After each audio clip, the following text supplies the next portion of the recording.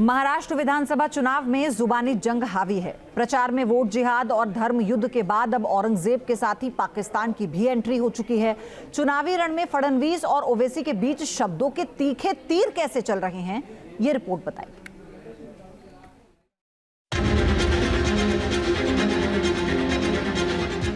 महाराष्ट्र के रण में फडणवीस वर्सेस ओवैसी। आजकल तो ये ओवैसी भी यहाँ आने लगा है। तो तुमको क्या बोला जाए, डाकू बोला जाए या चोर बोला जाए? तू मैं तक पहुंची जुबानी जंग। सुन ले ओवैसी, ए देवेंद्र फडणवीस। चुनाव में औरंगजेब की भी एंट्री। यहाँ पर आकर औरंगजेब का महिमा मंडन हो रहा है। अब तुमको खुजली होगी अब जब मैं बोलूंगा यहाँ से। अब विधानसभा चुनाव का प्रचार चरम पर है और बयानबाजी भी हावी हो चुकी है। 20 नवंबर को मतदान होना है, लिहाजा धुआंधार रैलियां हो रही हैं और एक दूसरे पर तीखे हमले भी बोले जा रहे हैं। सबसे आक्रामक जुबानी जंग महाराष्ट्र के डिप्टी सीएम देवेंद्र फडणवीस और AIMIM चीफ ओवैसी के बीच छिड़ी है। आजकल तो ये ओवैसी भी यहाँ आने लगा है। मेरे हैदराबादी भाई, उधर ही रहना, इधर को मत आना। इधर को तुम्हारा कोई कामा नहीं है। अब वो ऐसी सुन ले, अबे तू सुन ले मेरी बात को। अब तुम होंगे देवेंद्र फडणवीस, तुम फडणवीस हो इसलिए तुम मुझसे कह रहे हो। अरे मैं किसी के पैर के पास बैठकर भीख नहीं मांगता, मैं अल्लाह की बारगाह में सर झुकाकर दुआ करता हूं। भीख मांगूंगा मेरे रब से जो जमीन आसमान का खालिक है। मेरे मुकद्दर में कामयाबी है तो कोई माइका लाल उसको नहीं रोक पाएगा इंशाअल्लाह ताला। चुनाव प्रचार में तू मैं वाली ये लड़ाई औरंगजेब तक पहुंच चुकी है। फडणवीस ने नाम लेकर ओवैसी पर वार किया तो ओवैसी ने भी पलटवार में देर नहीं लगाई। यहाँ पर आकर औरंगजेब का महिमा मंडन हो रहा है। मैं बता देना चाहता हूँ, भारत का जो सच्चा मुसलमान है वो भी औरंगजेब को अपना हीरो नहीं मानता। अरे औरंगजेब तो आक्रमणकारी था, उसने हम पर आक्रमण किया था। इसलिए सुन ले ओवैसी, कुत्ता भी ना पेशाब करेगा औरंगजेब की पहचान पर। अब तो तिरंगा लहराएंगे पूरे पाकिस्तान पर। अब तुमको खुजली होगी अब जब मैं बोलूंगा यहां से। अब सुनो देवेंद्र फडणवीस, तुमने कई MLAs को खरीद लिया, चोरी कर ली, तो तुमको क्या बोला जाए, डाकू बोला जाए या चोर बोला जाए? चुनावी प्रचार के दौरान शब्द वाण की शुरुआत छत्रपति संभाजीनगर में देवेंद्र फडणवीस के उस बयान से हुई थी जिसमें उन्होंने नाम बदलने वाला जिक्र करते हुए ओवैसी पर हमला बोला था। सुन लो ओवैसी, छत्रपति संभाजीनगर, किसी का बाप भी पैदा हुआ अब ये नाम नहीं बदल सकता। अरे तुम मुख्यमंत्री नहीं बनने वाले, तुम अभी तुम्हारे ख्वाब झुकना शुरू होने वाले। देवेंद्र फडणवीस, तुम्हारे शिंदे में 12 का आंकड़ा चल रहा है। तुम दोनों दिखाने को एक अंदर से तुम्हारे में तुम एक की दूसरे की टांग खींच रहे हो, मेरे को मालूम। बात यहीं से आगे बढ़ी, मामला वोट जिहाद और धर्म युद्ध तक पहुंचा, जिस पर टकरार ऐसी छिड़ी कि अब रोके नहीं रुक रही। हम लोगों ने पिछले चुनाव में वोट जिहाद देखा। एक प्रकार से उनके सारे धर्मस्थलों के ऊपर बैनर लगे, पोस्टर लगे, कस्में दिलाई गई और लोगों को वोटिंग के लिए बाध्य किया गया और कहा बस एक ही चीज करनी है, मोदी जी को हराना है। ये कहकर एक वोट जिहाद किया गया। हम लोग थोड़े सोए हुए थे, इसलिए कई जगहों पर हम लोगों को मात खानी पड़ी।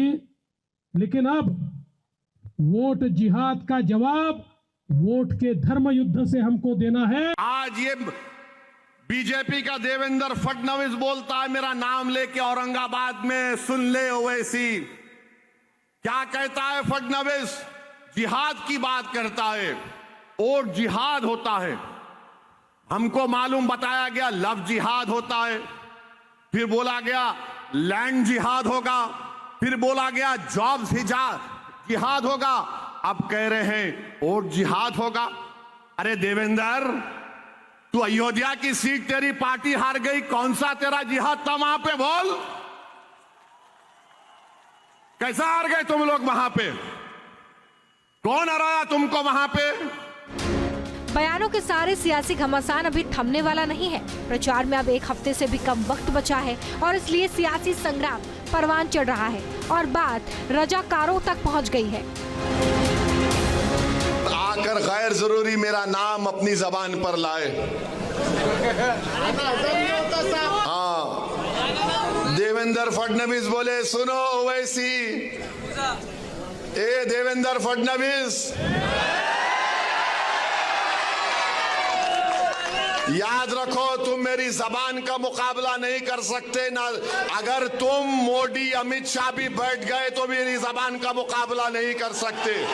ऐसा है, ये रजाकारों के वंशज है, जिन रजाकारों ने हमारे तमाम मराठवाड़ा के लोगों पर अत्याचार किए, जमीनें लूटी, जिन्होंने हमारी महिलाओं की अस्मत को लूटने का प्रयास किया, हमारे परिवारों को तहस नहस किया, ये उनके वारिस है।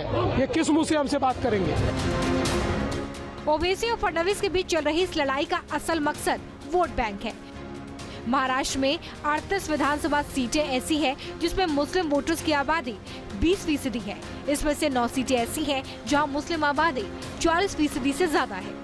2019 में इन मुस्लिम बाहुल 38 सीटों में से 11 पर बीजेपी, 11 पर कांग्रेस को जीत मिली थी, जबकि 9 सीटों पर शिवसेना एनसीपी को 3, जबकि समाजवादी पार्टी और AIMIM को 2 सीटों पर जीत मिली थी।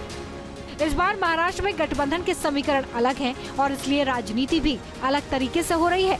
जीत हर कोई चाहता है, लिहाजा वो तमाम दांव पेच इस्तेमाल किए जा रहे हैं जिनकी बदौलत जीत हासिल की जा सके। Team news nation.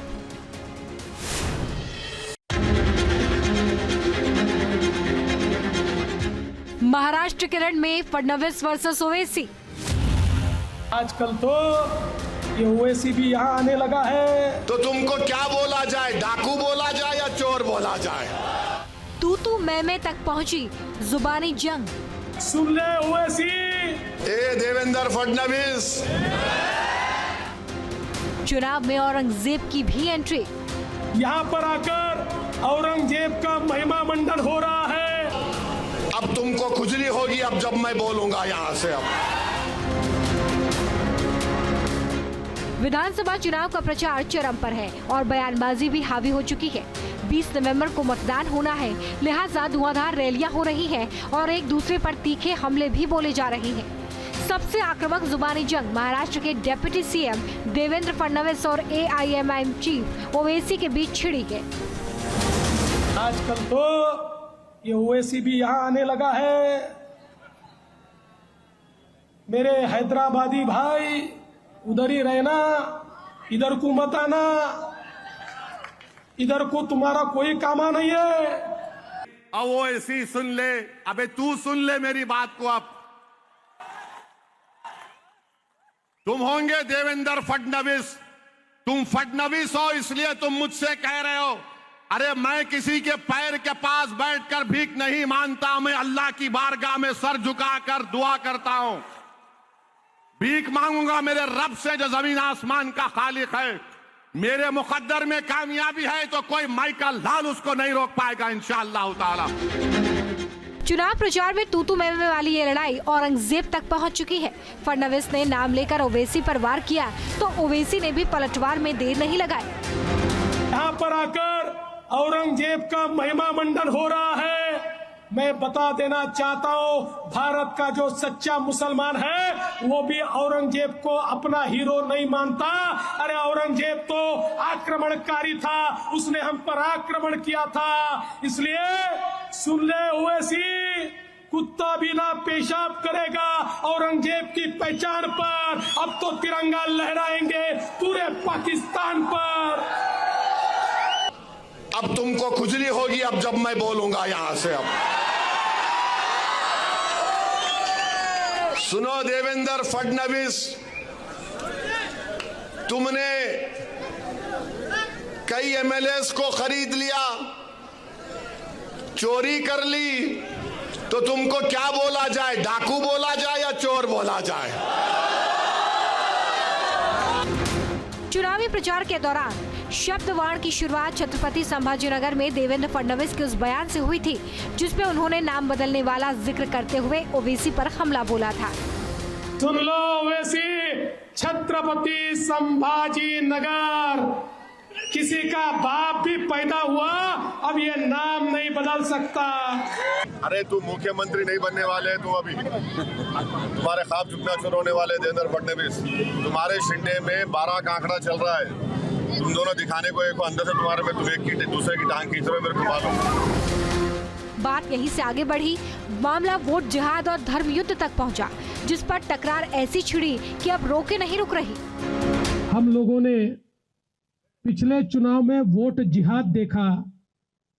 एक प्रकार से उनके सारे धर्मस्थलों के ऊपर बैनर लगे, पोस्टर लगे, कस्में दिलाई गई और लोगों को वोटिंग के लिए बाध्य किया गया और कहा बस एक ही चीज करनी है, मोदी जी को हराना है, ये कहकर एक वोट जिहाद किया गया। हम लोग थोड़े सोए हुए थे, इसलिए कई जगहों पर हम लोगों को मात खानी पड़ी, लेकिन अब वोट जिहाद का जवाब वोट के धर्म युद्ध से हमको देना है। आज ये बीजेपी का देवेंद्र फडणवीस बोलता है मेरा नाम लेके औरंगाबाद में, सुन ले ओवैसी क्या कहता है फडणवीस, जिहाद की बात करता है। वोट जिहाद होता है, हमको मालूम, बताया गया लव जिहाद होता है, फिर बोला गया लैंड जिहाद होगा, फिर बोला गया जॉब जिहाद होगा, अब कह रहे हैं वोट जिहाद होगा। अरे देवेंद्र, तू अयोध्या की सीट तेरी पार्टी हार गई, कौन सा तेरा जिहाद था वहां पे? बोल, कैसा हार गए तुम लोग वहां पे? कौन हराया तुमको वहां पे? बयानों के सारे सियासी घमासान अभी थमने वाला नहीं है। प्रचार में अब एक हफ्ते से भी कम वक्त बचा है और इसलिए सियासी संग्राम परवान चढ़ रहा है और बात रजाकारों तक पहुंच गई है। आकर गैर जरूरी मेरा नाम अपनी जबान पर लाए। हाँ, देवेंद्र फडणवीस बोले, सुनो ओवैसी, ए देवेंद्र फडणवीस, याद रखो तुम मेरी जबान का मुकाबला नहीं कर सकते ना। अगर तुम मोदी अमित शाह भी बैठ गए तो मेरी जबान का मुकाबला नहीं कर सकते।